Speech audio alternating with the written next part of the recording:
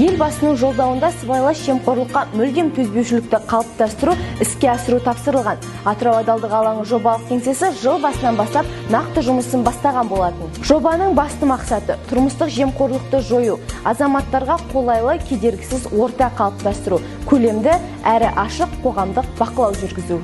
Жобалық кеңсе 9 бағытты қамтиды: денсаулық сақтау, білім, әлеуметтік қамсыздандыру, сәулет құрылыс және тұрғын үй шаруашылығы, ауыл шаруашылығы және жер қатынастары, мемлекеттік кірістер органдары, сот және құқық қорғау органдары, балық шаруашылығы, бірінші басшылардың тікелей жауапкершілігі.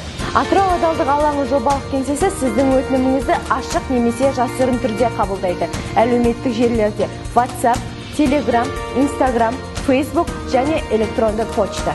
Атырау адалдық алаңы жобалық кеңсесі Кулманова 113 жерүйек бизнес орталығында орналасқан. Байланыс нөмірі 8702 692 26 52. Адалдық жүрген жерде адамдық жүреді. Біз сіздерді жемқорлықсыз қоғам қалыптастыруға шақырамыз. Адал бол, үлгі бол.